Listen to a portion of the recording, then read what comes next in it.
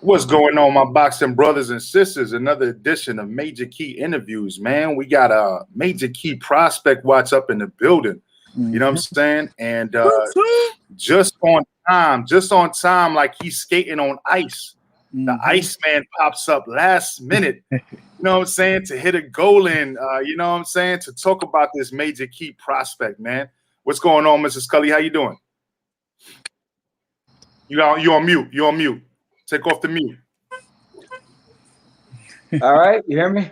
Yes, sir. Yes, sir. Yes, sir. Okay, So, yeah, yes, sorry sir. I'm late. I was really tied up with something, but I'm good now. No, you're good. You're good, man. But nobody better to present the Major Key prospect of today, which is Richie, Popeye, the Sailorman, Rivera, man. Please introduce this gentleman and tell us about him, and that way he can basically go in and answer any questions, and we can kind of build from there. Right. All right. Well, Richie is a up and coming light heavyweight, very charismatic.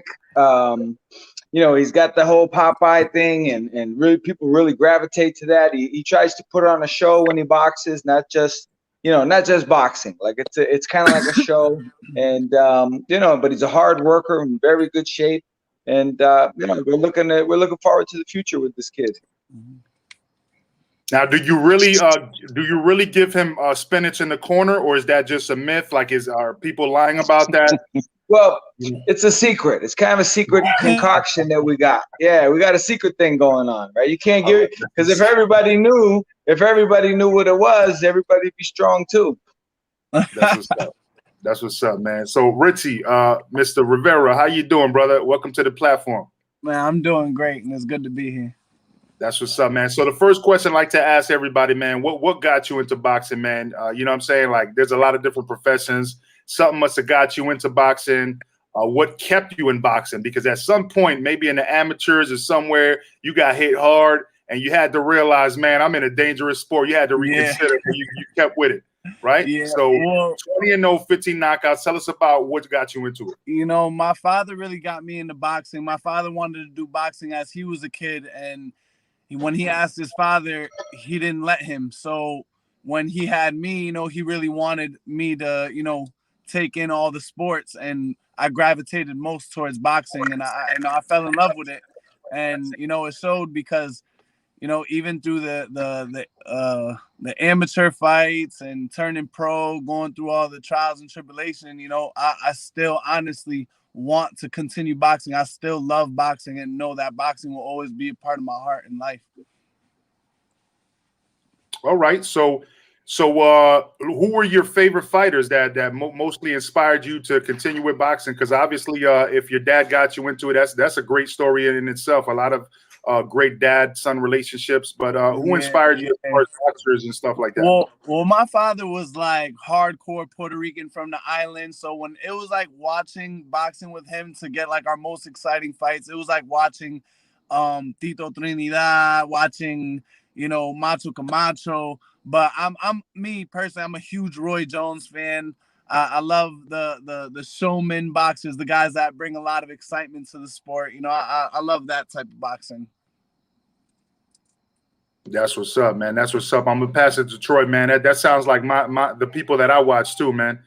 Trinidad, my grandmother got me on Camacho and Mike Tyson. That's how I started watching boxing. Camacho and Mike Tyson. And Leonard, of course, and the Four Horsemen. But go ahead, Troy, man. What's up, brother? Do me a favor right before I ask you a real question. Mm-hmm. How did you get the name Popeye? Popeye, I'm telling you, like growing up, I was really, really small, but my forearms was huge. So whenever me and my friends was just cutting ass on each other, there was always somebody that was like, man, I'm about to rank this Popeye looking ass dude, man. And I was like, oh, man.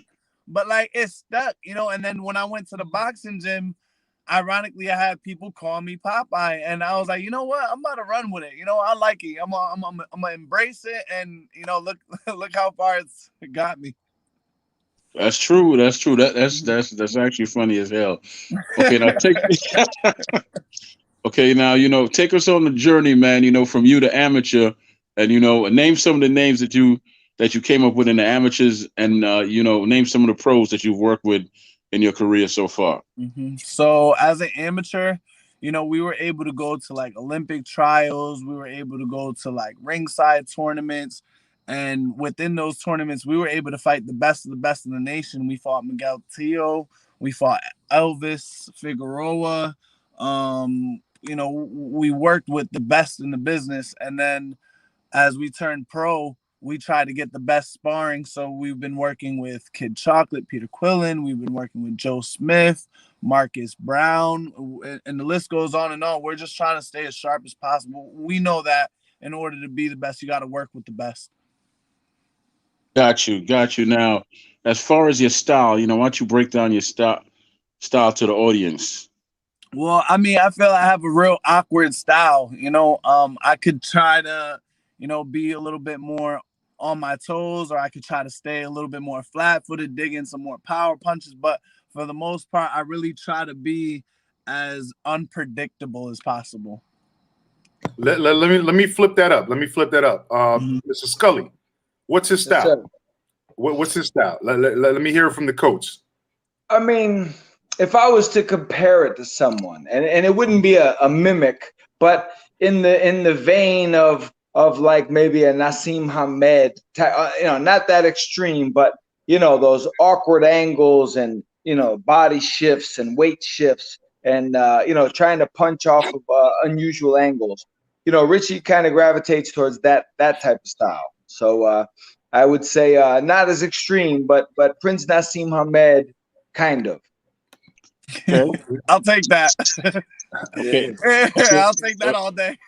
Okay, John, as his trainer, right? What's his strengths and his weaknesses? Well, I can't really get into the weaknesses. We'll leave the weaknesses in the gym. But unpredictability is not a bad thing.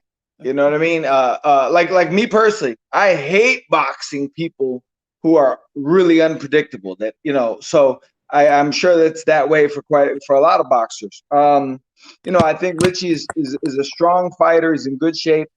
He's got that unpredictability. We're trying. If I'm trying to work on anything, it's the same thing I would work on with anyone, and that's throwing more punches, more combinations, and especially a better jab.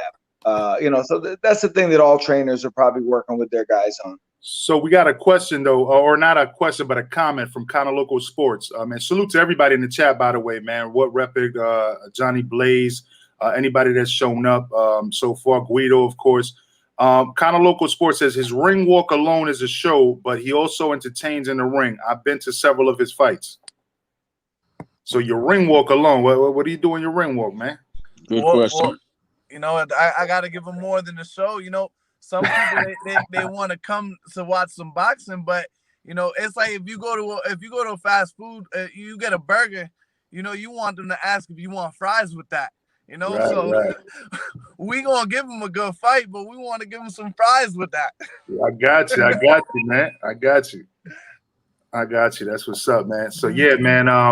So obviously, we want to know about the timeline, right? I know your time is limited today, so we want to get the timeline in. Is like where do you see yourself in, let's say, like in a 2 to 3 year game plan? And Scully, you could piggyback off of that as well. But I want to hear his interpretation of it first. I personally see my life changing. I see myself having no more time for friends. I see myself doing nothing but business. I see myself working because that's what I want to be doing. I want to be putting my brand out there.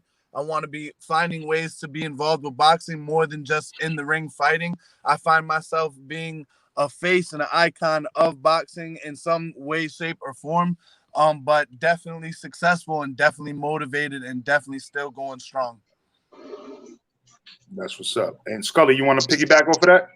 I mean, well, from a boxing aspect, we're looking to step up steadily and, obviously, hopefully get a fight with a contender within the next, 5 or 6 fights. The whole goal is to it's like cooking a meal, and you start out and you put the ingredients in and you're adding to it. And eventually you want to have a full course meal on the table. So we're trying to reach that level. It takes steps. It takes time. He has a good promoter, Joe DeGuardia, Star Boxing in New York City.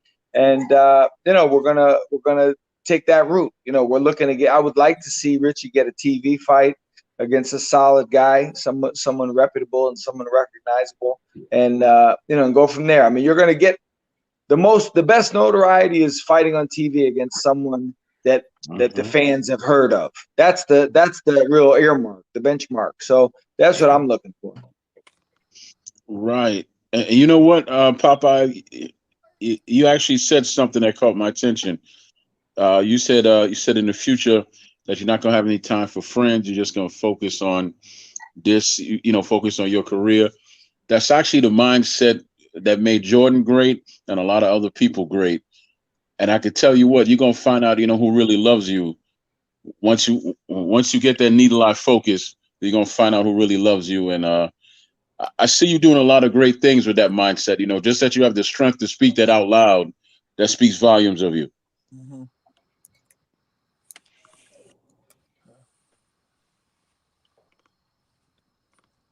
You able to hear? Yeah, Yeah. I'm actually, I got a huge emergency at the church that I'm at right now.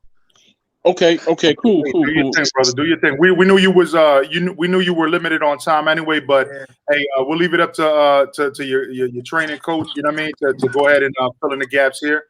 But salute to you for popping up, man. And like I said, man, keep us in the loop, man.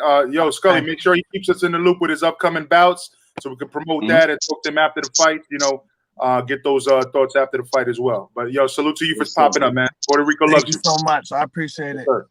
No doubt. Much respect, brother. Much respect. That's what's up, man. Yeah, John. You got a good one right there, John. You got a good one. Yes, sir. Thank you. All right. Before you bounce, I don't know if you want to stay or you want to bounce off here, but who else are you training, man, that you wanna get on air with us, brother? Well, the main guy, obviously, that I help, I'm not his assistant trainer, is Arthur Betabayev, light heavyweight champion. And also a lightweight, junior welterweight, Yves Ulysses from Montreal. You might remember him a couple years ago on HBO. He beat the kid from Long Island. What's his name? Good fighter. The kid who knocked out Zab Judah. Cletus Selden. Yves Ulysses beat him on HBO. Good fighter, very, very talented. I'm expecting some really good things from him. Right now, the COVID has kind of messed things up with the border travel and being able to go to Montreal to train. I'm hoping in the next month or so things clear up and I'll be able to get back in the training camp with those guys. All right, John. All right, Major Key, you want to jump in here and ask John any questions, or you want to open up the panel for a few minutes? Yeah, that's what I was working on right now. Go ahead and follow up because I'm about to drop the link right now, actually. Okay. Yeah, John, he's going to drop the link. So, you know, you might have a few people come on and ask you some questions. All right. Okay, no problem.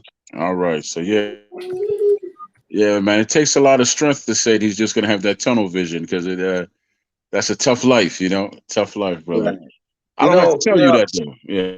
Yeah, well, you know, I tell fighters, I say, listen, you have to take, say, 24 months. Take 24 months out of your life, 2 years, dedicate like you've never dedicated to anything else and see what happens, you know. But if you don't, 2 years is going to fly by and you're going to wish you could have started over. So I always use a great example of, and he did it for 25 years, was Bernard Hopkins. Yes. I like the Bernard Hopkins mentality towards life, towards boxing, towards succeeding.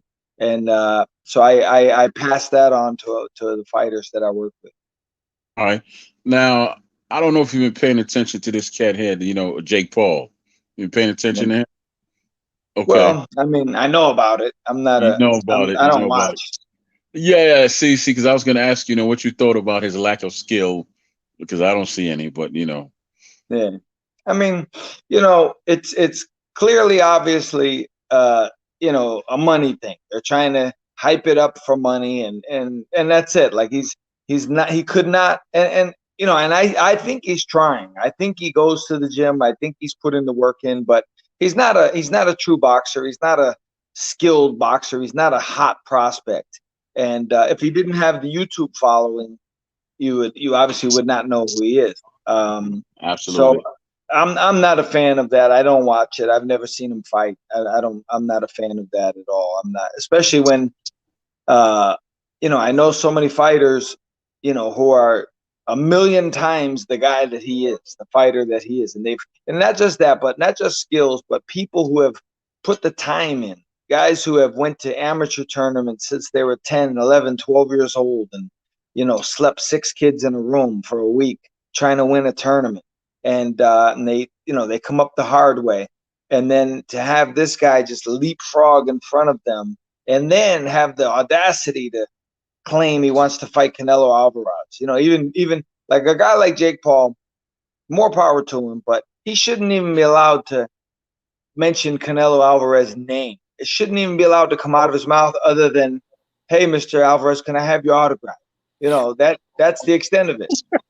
Although I completely agree with you, Mrs. Scully. Don't let Troy bring you down this rabbit hole, because here's the thing. A lot of people do understand that the entertainment aspect of it is there's a difference. We know that he's not like some great prospect. We just spoke to Popeye. Popeye is 20-0, 15 knockouts. This guy only has 4 fights. 2 of them were people that are not professional boxers, right?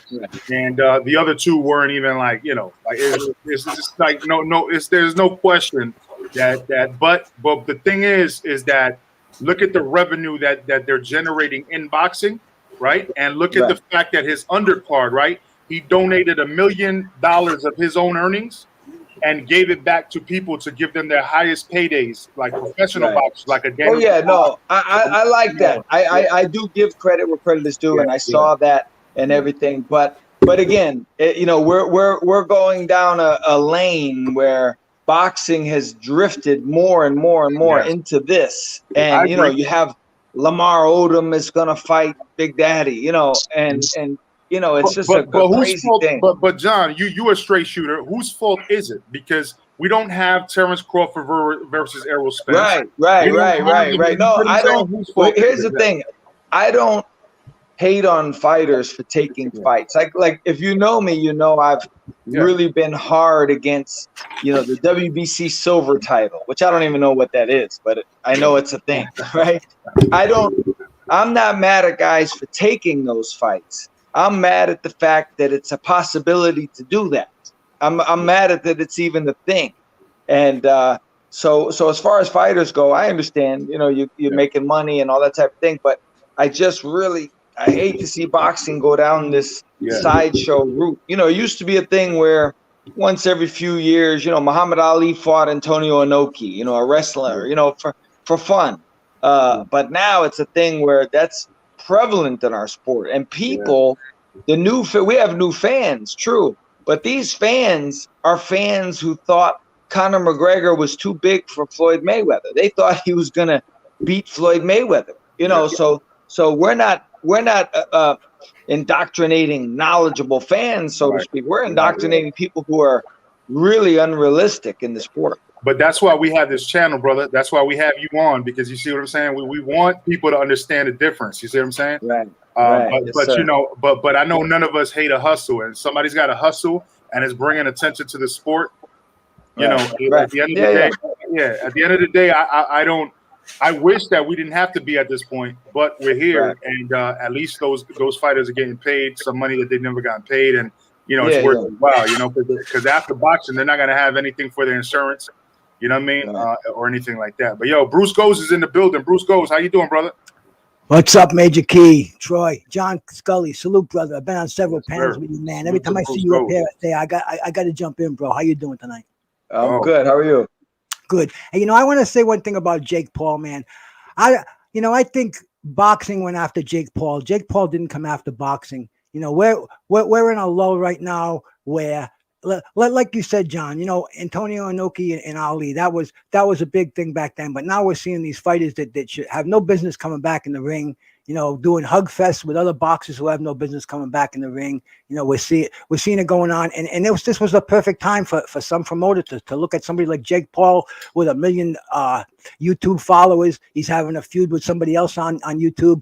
hey, why not strap some gloves on and put him in a boxing ring? Let's make some money. This is the sleaziest sport in the world, and nothing's happening there. We can get sanctioned by some commission, and that's the sad fact of reality, the way I see it. And until that's changed, until boxing gets back on its feet again, puts on some of these super fights, man, because they're being canceled left and right in front of us, and now the biggest thing being talked about in here is the drug scandal going on in boxing right now. So, man, like Jake Paul.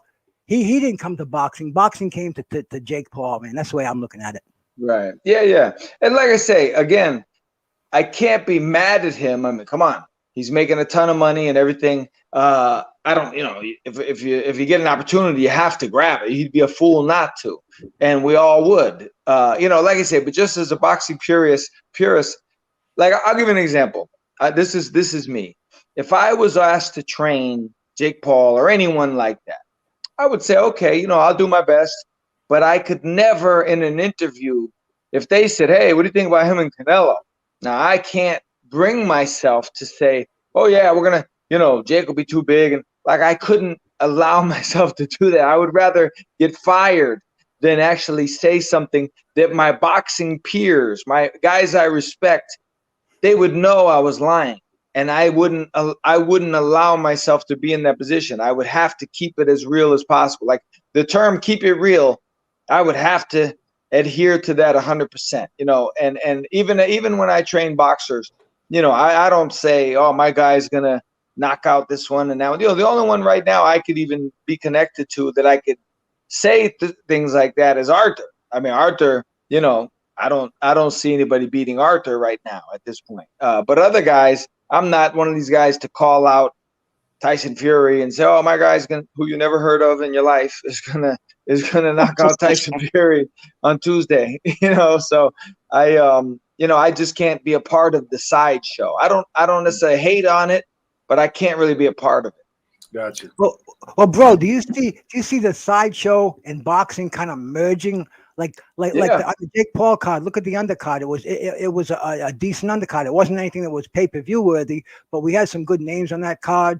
They were paid supposedly the biggest dollars they've ever put in their pocket. Right. And that's all on the under show. Undercard, the Peter Paul Mary show. The way I look at it. And ideally, here's the thing. Here's where the tide is turned. Here's where things have flipped. Back in the day, Jake Paul would have been the undercard. He would not be the main event. But now, like I'll give you an example. People say, well, he fought a guy that was a basketball player. I say, well, everybody, when they start out, they fight guys who aren't ready for it. I fought guys that weren't. But here's the difference. We didn't charge $100 to watch it. We didn't pretend that it was something more than it was. When my first pro fight, I actually fought a guy. He had been a Golden Gloves champion before, but he wasn't on my level. Like there was no way he was going to beat me. But it was a fight for me to get acclimated to the game and get used to it and get ring time, things like that. But we didn't charge hundreds of dollars. I think ringside was $40, and it wasn't on TV. So it's now you're having these guys be the main event over professional champions and hot prospects. So the best guy is not on the main event anymore. The most appealing guy is on the main event, and that's a little sketchy to me. I wish it was different, but I understand why it is what it is.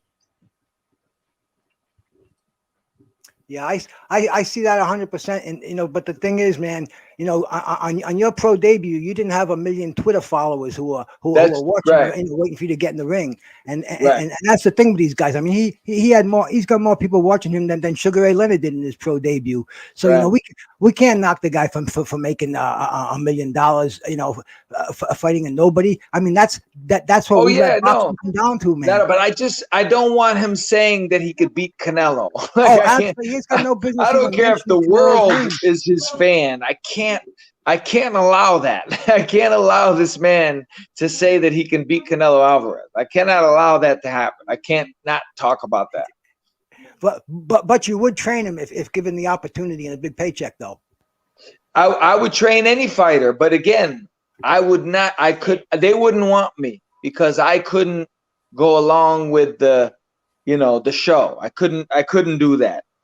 So I would bypass the money. I couldn't bring myself to say things that I know my peers, guys that know me really well, they would go, oh man, you sold out. You did it for the money. Not even fighting. You said that for the money. And I hate to do now, that. you think they'd make you say that for him to have you come in and train him? They You would think expect. he Well, wants here's you the to thing. do that propaganda? If I'm training him and Dougie Fisher would Ring Magazine ask me these questions, they're going to expect me to go with it. They're going, the team is going to expect me to say favorable things in that direction, and I'm going to be like, listen, Bro, we're not ready they for hire you. Canelo. They know they're not getting a sellout right from the beginning. Yeah, and I don't think they necessarily want that. Now it's like everybody's got to be on the team, and you have to sacrifice a little bit to stay on the team, I think. And I'm glad to hear you're not selling your integrity, brother. No. Man, Bruce. The multiple times that I've spoken with Mr. Scully here, man, I got nothing but respect for him, man. I'm gonna be honest with you, man. Like he keeps it. That's why I said before, man. He's somebody that actually comes like direct. Like he's like our personality. We don't cap for nothing. We just talk directly, and that's the best way to be, because we're none of us are psychic. You know what I'm saying? We can't read each other's mind. The only way to communicate is by being real and just saying what's on your mind. Speak from your soul, exactly what you feel, 1,000%. So I appreciate that. But let me. John is from the inside too, bro. We're getting raw facts, center cut over here.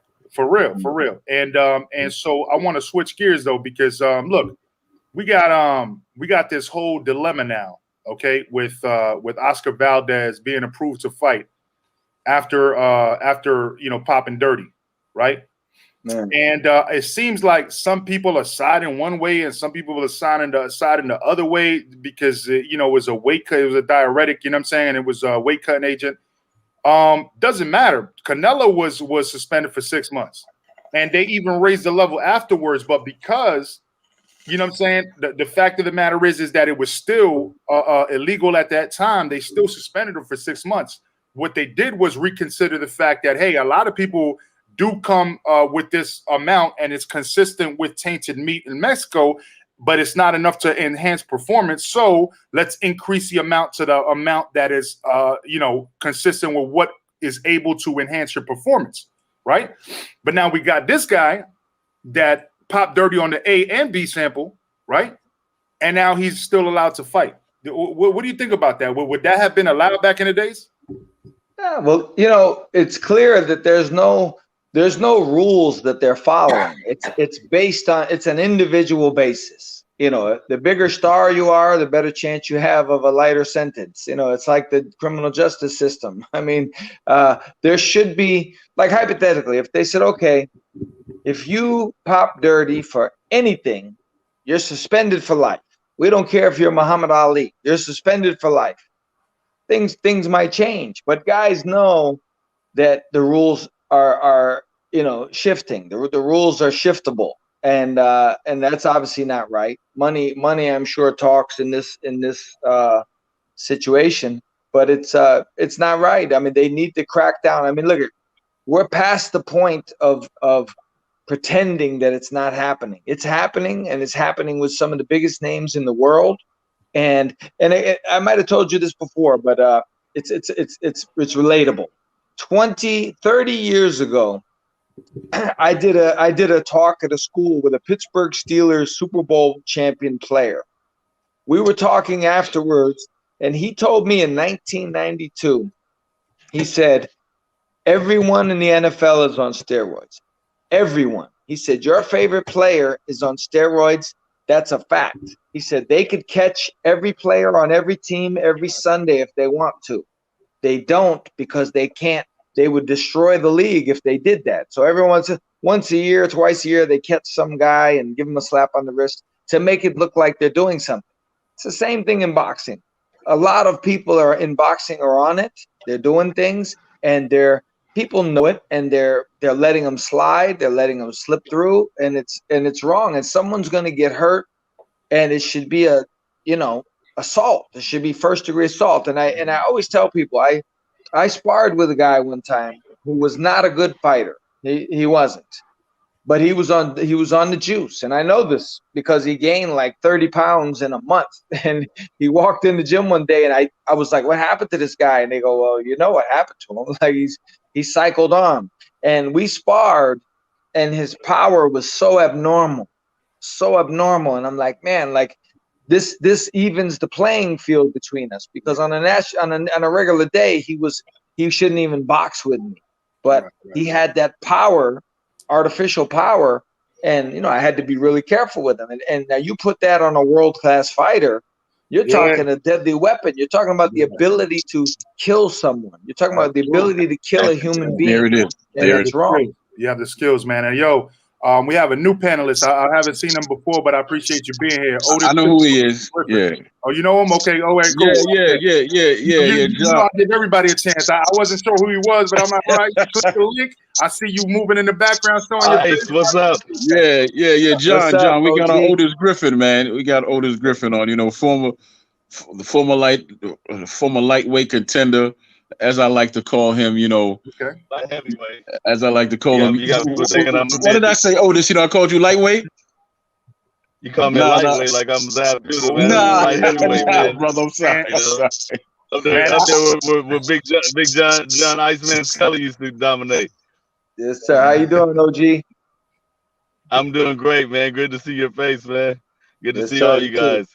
Hey, so also Major Key, my Yahoo name is Big Cactus. I was on when you guys had Tommy Brooks on a couple of days ago. Oh, okay. I'm I seen you. Yeah. Okay, that's what's up. That's what's up, man. I'm the student that used to work with him back in the day that was talking to him. Yeah. I said what's up. I remember the name. You was over here like throwing a lot of comments. I remember you. Yeah, man. So what's up, man? What's your thoughts on these subjects so far, man? Well, mine is along the same lines as Iceman, and then also because I came over from another sport, I also played in the NFL. So I like Iceman says, I saw a lot of cats that partake in steroids, but I also it also it's like a, I've been training with track athletes before over in St. Louis, getting my speed down and seeing what it does to their sport too. It's almost like a fear level of some athletes, I would say. But then also I can also say that a lot of top athletes that have gotten my respect refuse to do it also. But what happens is like you guys were just talking about, somebody gets caught in the catch-22. Let's say they get an injury that's detrimental to their career, or they're just like they're right there on the bubble in a lot of sports, and they need that extra oomph to go over the top. Well, they use it to compete.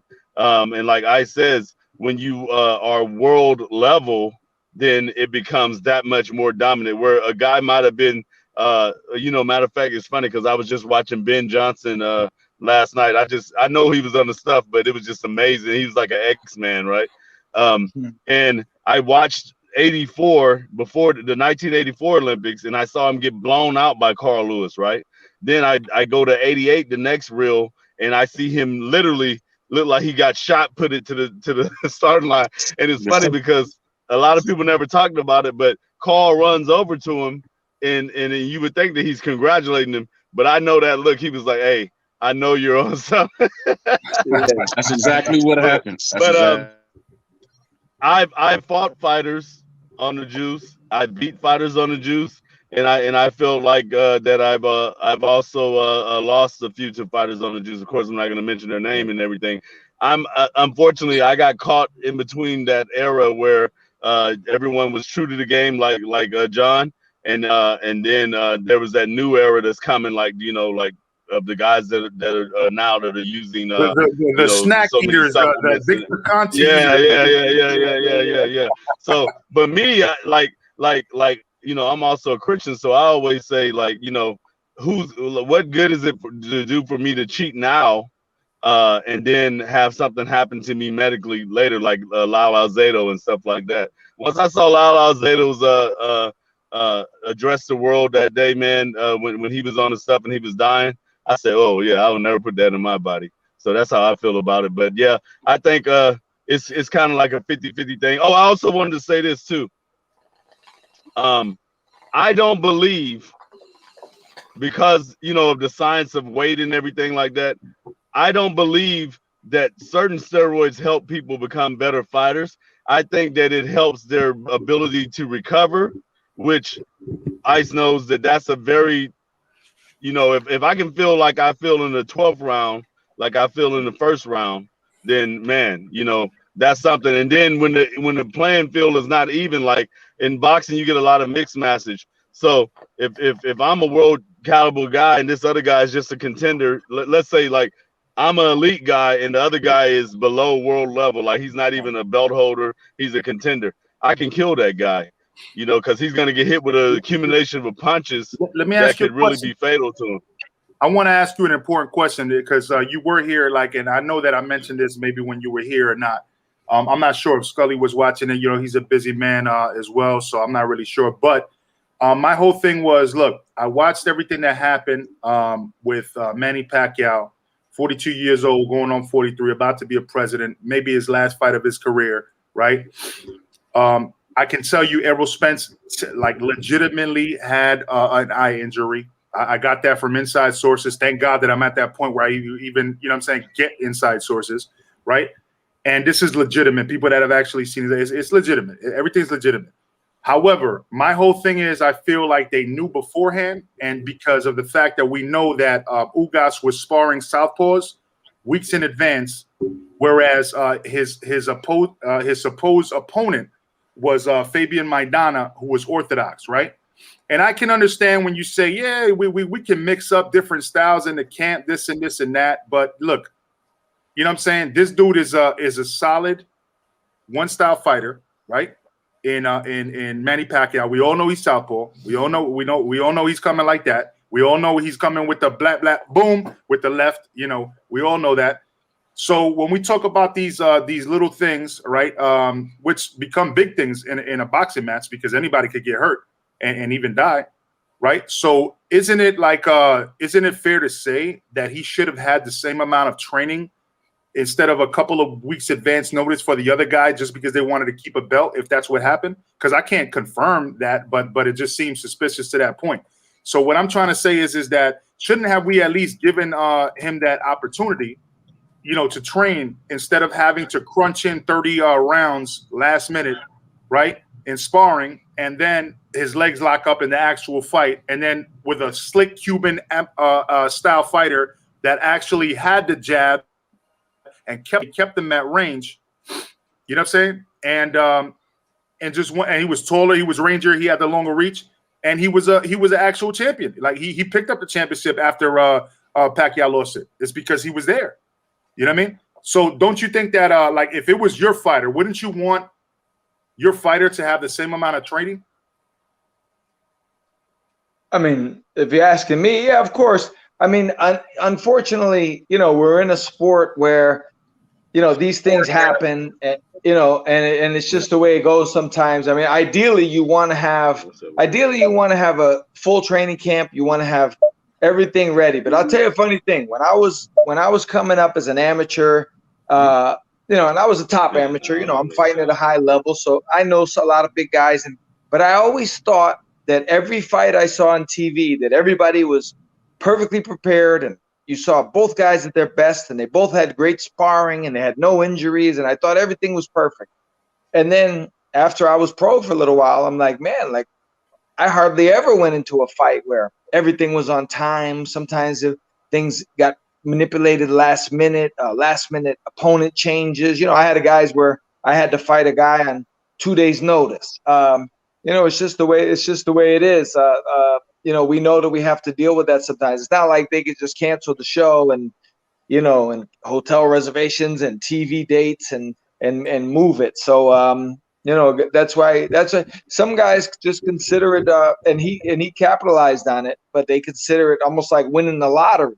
Like they're there, and all of a sudden this guy gets hurt and they're ready to step in. That's why, if you remember Jimmy Paul back in the day in the 1980s, Jimmy Paul was a Kronk fighter. He won the world lightweight title. I believe he beat Harry Arroyo, I believe.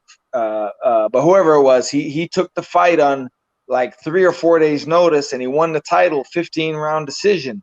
And afterwards they asked him, and they said, listen, you'll never catch me not ready. I run every day. I train every day, whether I have a fight coming up or not. I'm always ready to fight. You can call me any day of the year, and I will be ready to fight. If more fighters were like that, you'd see a lot different things happen. And Ugas obviously was ready anyway. So I understand where you're coming from, but with the way things work, it's hard to do it like that. Yeah, I'm just saying that. Look, I get the point that he could have. Even his manager said I should have declined the fight. His manager said that, but he accepted the fight, right? So we can put the blame on him for that. But man, it's a 42-year-old Manny Pacquiao. It's like you get told, hey, come to my restaurant. I'm gonna give you steak, shrimp, lobster, and then you go there. You know what I'm saying? And it's a bunch of chicken nuggets and French fries. You know what I'm saying? You know what? Gotta pay the same price. Look, you still gotta pay the same price though, because the did not change. You know, it's crazy. Right. Subconsciously they might have seen it as an easier fight. Like he might have been relieved to a certain degree, if that's the right word. Like when he found out Errol couldn't fight, it was almost like, well, Errol's the beast of the division, him and Terrence. So anybody else might be easier. He might have thought he had a gimme in a certain way of thinking, especially compared to who he was supposed to fight. But these are the things that happen, and for them to cancel that fight would have, millions and millions of dollars would have been wasted. Yeah, man. Yeah, and plus they just canceled the PBC fight earlier. The heavyweight fights. So I personally I don't see the conspiracy here.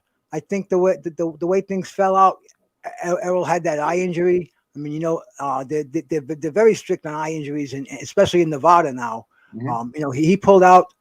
Ugas was in the right place at the right time. Like you said, John, he hit the lottery, but he not only hit the lottery, but he grabbed the brass ring when he got the victory there. So hold on. Let me respond to that, Bruce, because I didn't say it was a conspiracy. I didn't say that. All right, bro. That's a word passed around a lot. No. I have the integrity of my channel. I have to clarify that.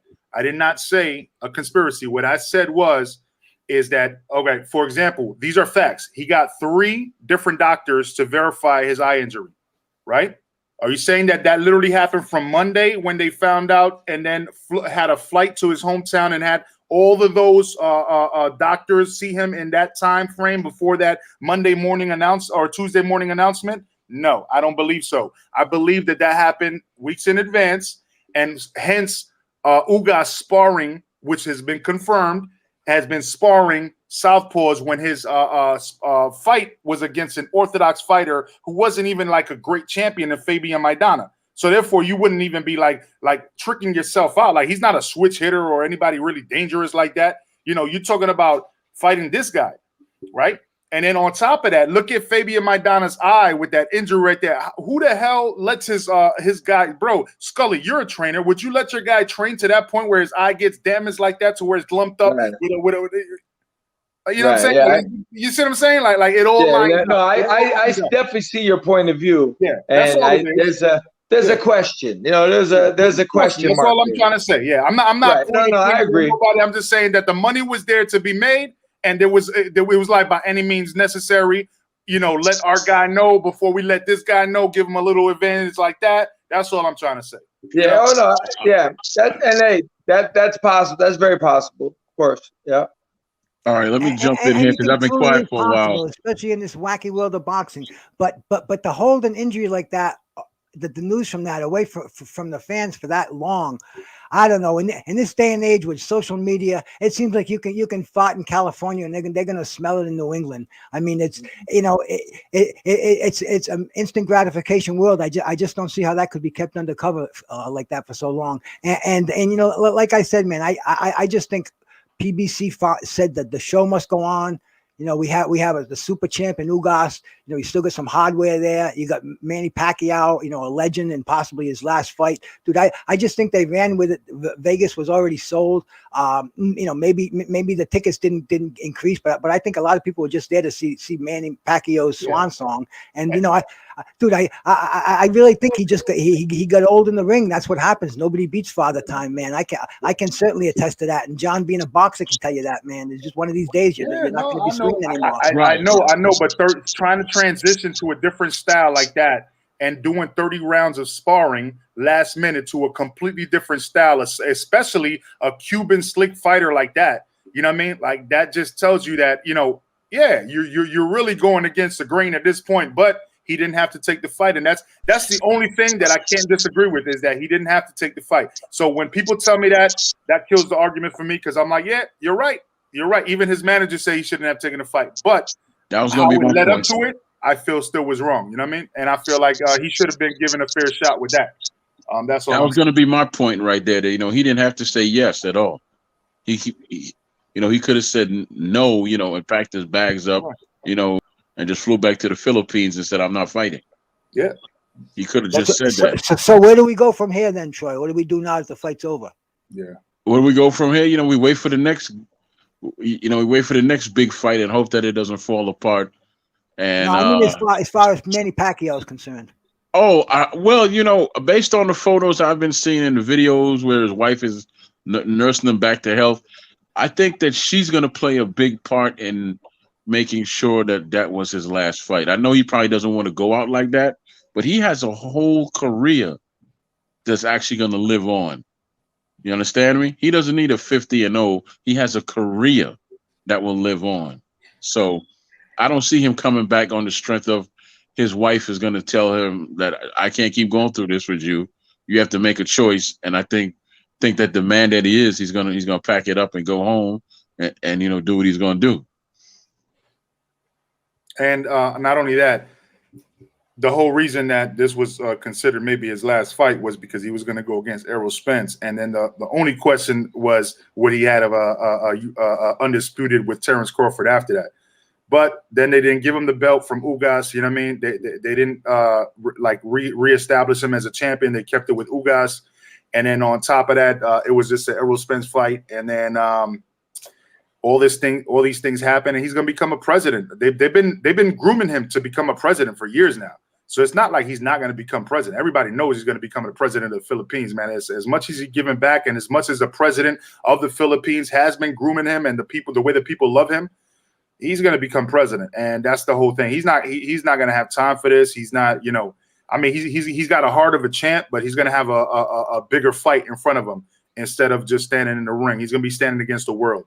So salute to Manny Pacquiao, and I just felt it should have went down a different way, but that's just me, man. You probably hear the same debate, you know what I mean, in like 20 years when we're talking back about Manny Pacquiao. I'm trying to tell you, man, like everybody's going to be a little upset about this, but it is what it is. But hey, Troy, hold it down, man. I got to run the restroom real quick. I got you. Now, you know what I find interesting, right? Anthony Joshua's fight is coming up soon, but you don't hear a lot of talk about it. But his fights sell out, and that shows you the difference in what a real champion is and what a talking point is. Because he doesn't need to talk to sell his fights, does he? His fights sell themselves. Right. Not at all. Like I think I've only heard him interviewed maybe twice at the most. I don't even think I've ever seen him do an interview on Fight News or anything like that. He's not out there like that. And he just commands that kind of attention. And sometimes that's even better.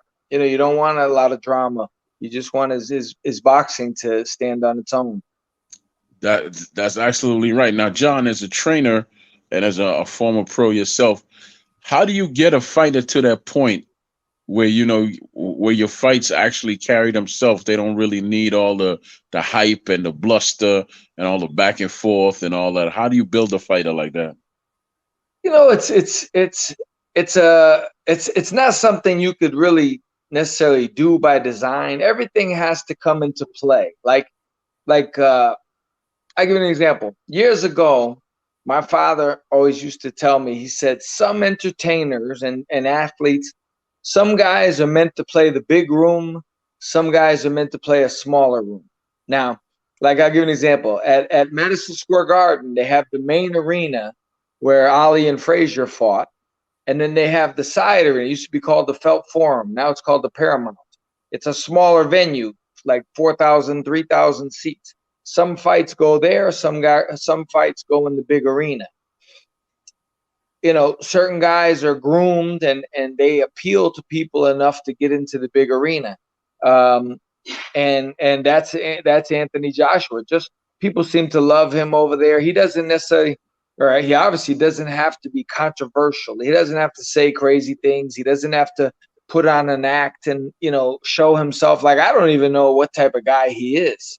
You know, because I've never heard him really talk about politics. I've never heard him talk about religion. I've never heard him talk about anything, even his own boxing career, other than the guy he's about to fight. And so some guys are lucky enough to fall into that. Other guys, they need, you know, Prince Nassim, you know, he needed to do all these things to attract attention to himself. Yes. And some do, some don't. Right. Like, okay, I'll give you a perfect example of that. Yeah. Mike Tyson was a showman. He never turned off. In the ring, he was, you know, you expected to see something wild and outrageous. Out of the ring, you expected the same thing. Holyfield was a monster in the ring and quiet as a church mouse outside the ring. So right. But you know, you didn't have to talk too much to sell his fights because you know what you were gonna get with him.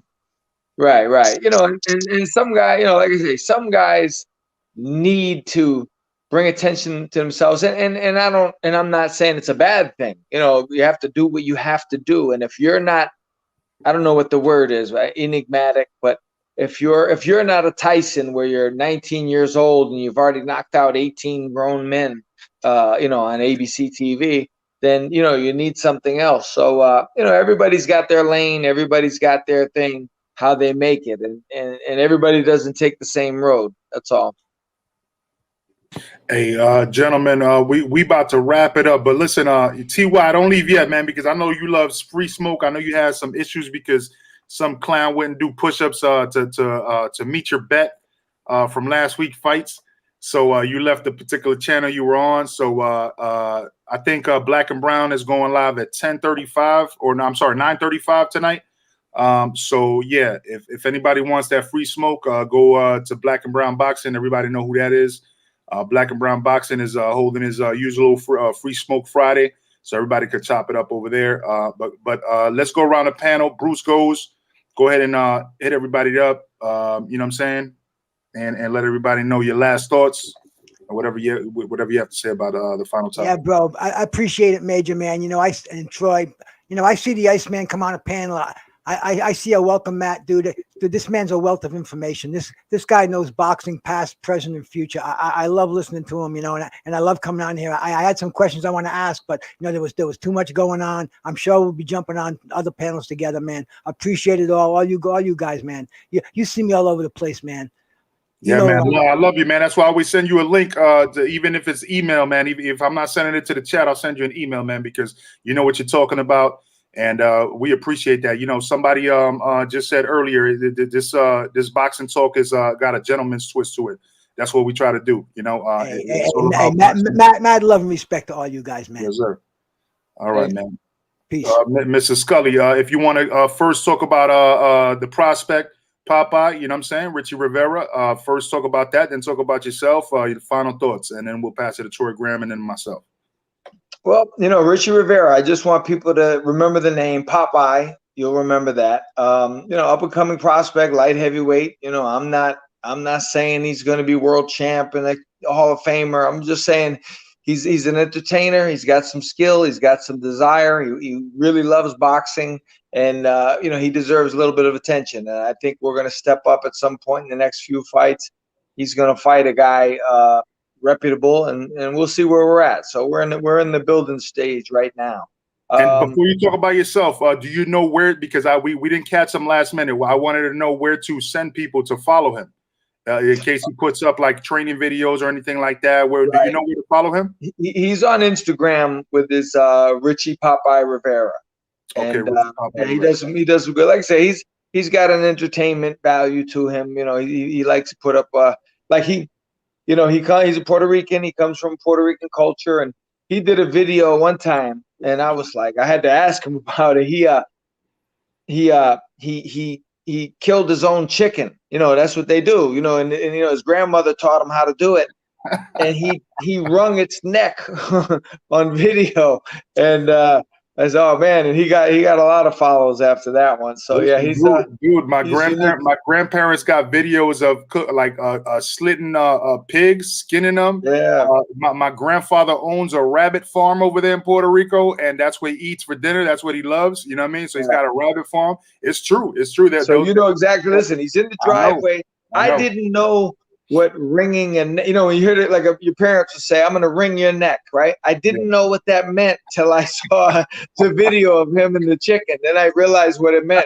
But anyway, so and if you have any friends in California, fans watching in California, I'll be out in California October 16 and 17. I'm doing an amateur boxing reunion out there with I'm actually going to see Michael Nunn for the first time since our fight. He's going to be there. We fought in 1995. I talk to him on the phone frequently, but I have not seen him in person. So I will see him October 16th for the first time. I've got Virgil Hill coming. I've got Paul Banke coming. Quite a few guys. And then the next day is the West Coast Boxing Hall of Fame, which Michael's getting inducted. And I believe Freddie Roach and Gabriel and Rafael Ruelas. So I'll be there on the West Coast October 16 and 17 if any boxing fans are in the area. Listen, man, and before I ask one more question about you, just so you know, Virgil Hill and Michael Nunn are actually showing up on a channel before then. So let me know if you want to chop it up with them when they pop up. We already got them lined up. Thanks to Troy Grizzy, of course. You know what I'm saying? But no, where do you train out of for the people that are watching? Because we do have people here from all across the United States and the world, really. So where do you train out of? So I'm in Hartford, Connecticut. I'm at a gym called COBA. It stands for Charter Oak Boxing Academy. It's on Pope Park Highway off of Park Street in Hartford. And myself, and actually, if you remember Pito Cardona, former NABF and USBA lightweight champion, he fought Paul Spadafora for the title. Pito and I are in the gym every day. Pito's, a super advocate for the kids. He's been working with kids since he was an amateur. He actually started boxing as an amateur, helping kids in his neighborhood. He was like 14 years old. And now he's 40 something, and I see him every day in the gym. So my gym is Charter Oak Boxing Academy, Hartford, Connecticut. That's what's up. That's what's up, man. Well, we appreciate you coming through again, bringing Popeye through. You know what I mean? We hope to follow that young man's career and see him create success out of it. You know what I mean? And Troy Grizzy, land the plane home, man. Yes, sir. Hey, as I always tell you, John, you have a social media home, so don't be a stranger. Come back, and we'll always show you respect, man. Right? I appreciate you guys having me. I really do. Thank you. Hey, man, we definitely appreciate you. You know, where else could you talk boxing and and wringing chickens' necks and bears, trains, automobiles? Right. We cover everything. That's right, baby. We cover everything, man. But look, thank you, man. And we got to get Popeye back on to finish his thoughts also. All right, guys. Thank you for having me. All right, bless up yourself, man. Hey, to everybody in the chat, appreciate you popping up for another major key prospect watch. Had Richie, Popeye, the Sailorman, Rivera up in here. His coach and trainer, John Scully, been here before, a real dude. So we appreciate that. And so if anything, go ahead and pop up to Black and Brown. I believe he's going live at 9:35 p.m. Eastern Standard Time. So just do the math on that, whatever time zone you're in. Besides that, salute to y'all, man. Thank y'all for watching. We got a lot more coming for y'all, though, man. This is not the last one, but we got a lot more coming for y'all. Salute to you, Troy, man. We're talking the back end. Much respect, man. Much respect. All right.